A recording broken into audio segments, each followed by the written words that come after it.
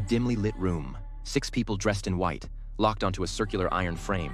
Some had their eyes and mouths wrapped in white cloth, their hands and necks chained to the frame. The captives were absolutely terrified. Then a figure in a mask stepped through the door. The man pulled an electric rod from his pocket. Under the force of the electricity, all 6 bodies convulsed uncontrollably.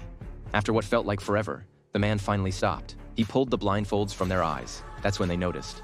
Iron panels were mounted on both sides of their heads, blocking their line of sight. They couldn't see anything around them. The masked man then explained why he had taken them all. 6 had committed unforgivable sins in their past, and he was here to bring them to justice. But before the trial began, he would give them a chance at redemption. If they confessed their crimes, they could escape judgment. Before anyone could even process what was happening, the room suddenly flooded with thick smoke. They breathed it in and lost consciousness. No one knew how much time had passed. One of the men was the first to wake. He thrashed and fought, screaming as loud as he could. That's when the masked figure walked back in. He raised the electric rod and drove a shock straight into the man. The others were caught in it too. The masked figure demanded everyone speak up immediately and confess their sins. The punishment would only get worse if they didn't. One by one, they started to speak. But the masked man shook his head. None of that was it, he told them. Think harder. Because when the next wave of smoke came, if they still hadn't figured it out, one of the 6 would be executed. It would keep going from there until everyone was deader. They finally confessed. They begged him for a hint, but the masked figure said nothing and walked away. Unable to figure out what they had done, they decided to start moving to feel out their surroundings. Then the masked figure walked back in. One of the men happened to be facing him directly. He opened his mouth to speak, but before he could get a word out,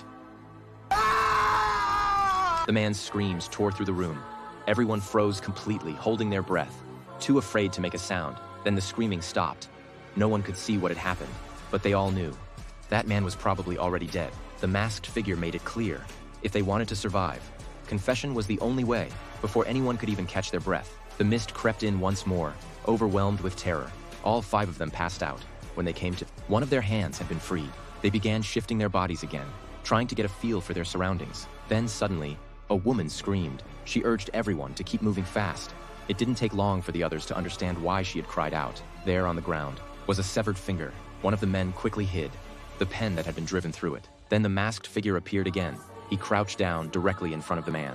The man saw his chance and launched a surprise attack. But when he saw the pen, now buried deep in the masked figure's neck, he froze completely. The masked figure hadn't made a single sound. It was as if he felt no pain at all.